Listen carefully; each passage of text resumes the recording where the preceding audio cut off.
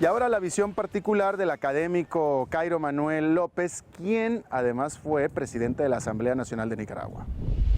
Licenciado Cairo Manuel López, ex presidente de la Asamblea Nacional, actual catedrático, muchísimas gracias por su tiempo, antes que nada. Un placer estar con usted. A ver, este proceso de la reforma parcial pareciera, a la vista de los observadores internacionales, exteriores, quise decir, incluido yo, que es algo como que ya se da por hecho, va a suceder. ¿Usted está de acuerdo? De alguna manera sí. Quisieran primero mencionarle lo siguiente. Nicaragua ha tenido en un poco más de 200 años de historia un total de 15 constituciones políticas.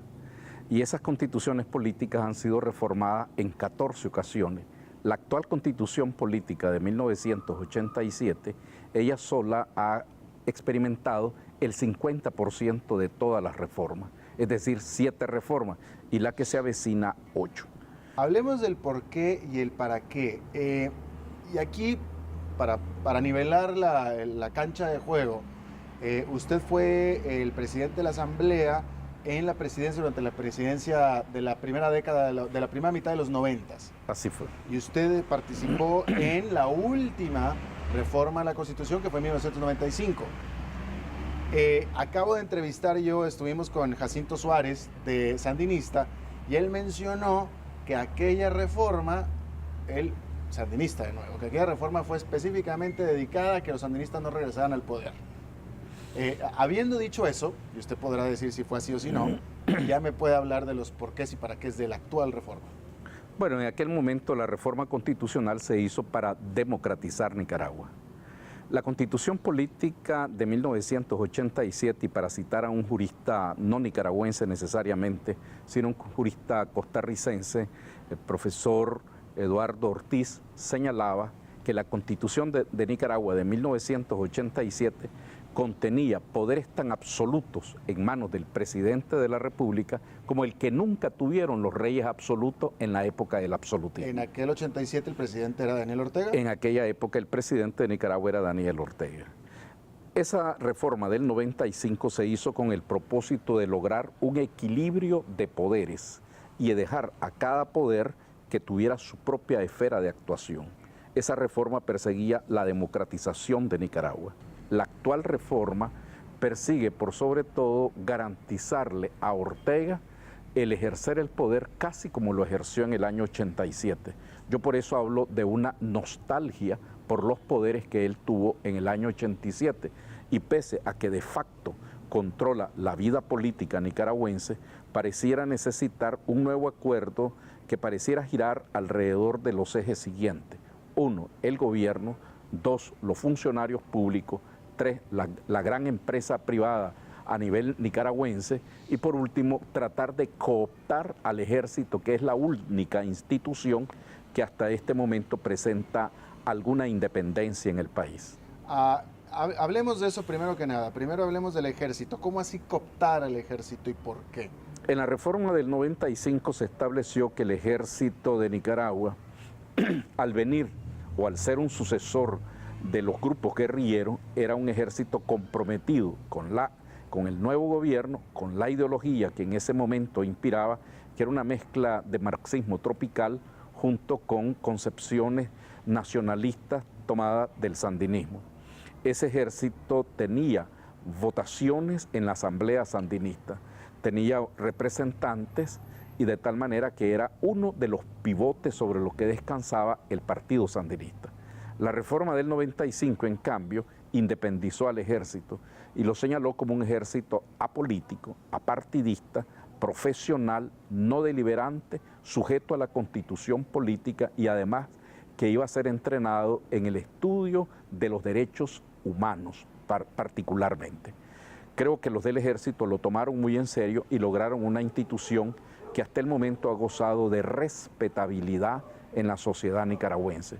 Lo que Daniel Ortega está haciendo en este momento es tratar de cooptar a miembros del ejército, tratando de seducirlos a través de compromisos que adquirirían siendo parte de la administración pública o con otras oportunidades. Yo creo que es prudente en esta ocasión tocar el punto de que se les echa en el mismo saco recurrentemente, en América Latina se les echa el mismo saco a Daniel Ortega junto con Rafael Correa, Hugo Chávez, que en paz descanse, y Evo Morales. Y Daniel Ortega no se parece a ellos. No, aquí no hay un socialismo realmente. Lo que puede haber es una sensibilidad social hacia ciertos sectores.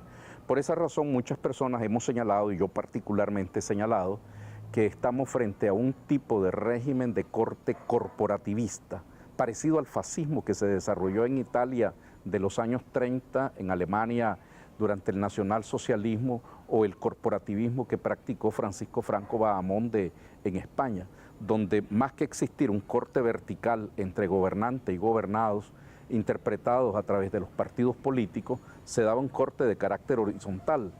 Presencia de empresarios, presencia de agricultores, presencia de sectores ganaderos, presencia de sindicatos, y creo que hacia ese tipo de régimen nos encaminamos en este momento. Pero ¿cuál es? Sin embargo, Daniel Ortega tiene el mismo discurso que tienen los que mencioné, anti-Estados Unidos, anti-imperialismo, y de boca para afuera suena exactamente igual. Bueno, él también trata de convencer o mantener de esa manera a algunos nostálgicos del discurso de los años 80, pero en la práctica esto no es un socialismo, esto es precisamente un régimen de carácter capitalista.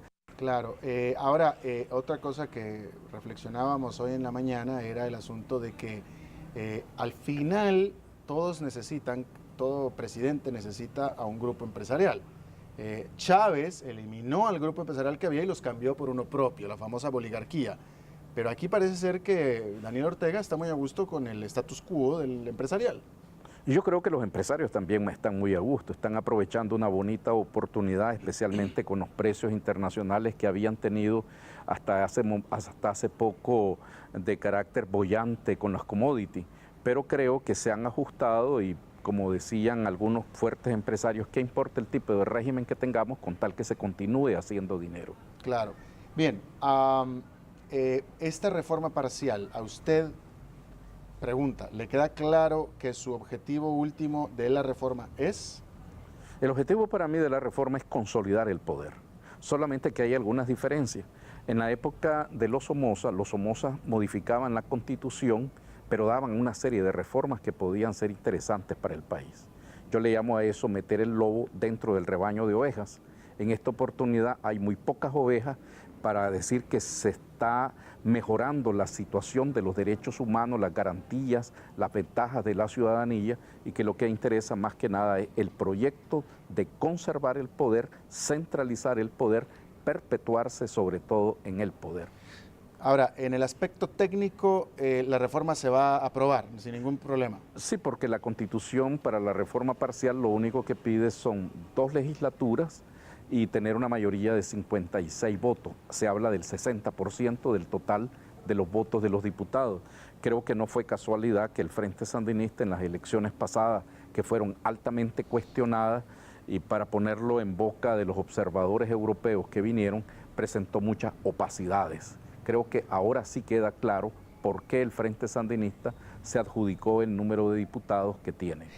Última pregunta, ¿por qué ahora sí? ¿Por qué hasta ahora? ¿Por qué en este momento? Yo creo que Ortega equivocó un poco los tiempos. Para mí, él debió haber hecho, ya que quería conservar el poder, mantenerse en el poder en el año 2012 y haberla completado en la legislatura del 2013. Hoy no, hoy va a enfrentar un periodo más difícil, sobre todo a nivel internacional, cuando la situación económica pareciera plantear una recesión en el país y una disminución en cuanto al Producto Interno Bruto, el crecimiento natural del país, debido sobre todo a condiciones externas a la economía nicaragüense. ¿Y por qué se equivocó? ¿Por qué no lo hizo el año pasado? Bueno, yo creo que es cuestión de cálculos, ¿verdad? Yo creo que él hizo su cálculo. Si, en mi caso, si yo hubiera sido Ortega, pues no hubiera hecho jamás una reforma, hubiera continuado tal y como está, porque el haber llamado a estas reformas constitucionales es de alguna manera llamar la atención internacional sobre lo que está sucediendo dentro del país, pero tampoco, digamos, creo yo que la situación internacional vaya a cambiar mucho la situación interna. Claro, aparte, ha habido muy poca pronunciación internacional a este respecto. Si se tratara de una pequeña noticia de uno de estos países del ALBA, sería noticia a nivel internacional. casi siempre son las cosas negativas las que se promocionan y poco las cosas positivas. Don Cairo Manuel López, muchísimas gracias por su tiempo y recibirnos aquí en su casa. Bien, y eso es todo lo que tenemos por esta emisión de Centroamérica Habla con Alberto Padilla. Muchas gracias por habernos acompañado. Le mando un saludo desde la Plaza de la Revolución de Managua, Nicaragua.